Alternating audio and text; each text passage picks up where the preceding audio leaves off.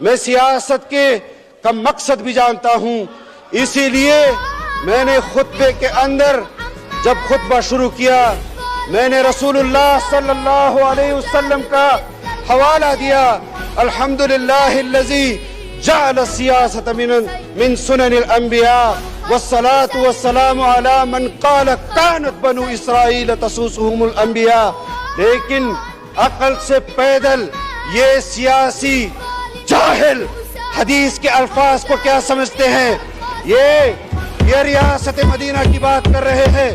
ریاست مدینہ بنانا ہے، درس نظامی پوری دنیا میں سب سے زیادہ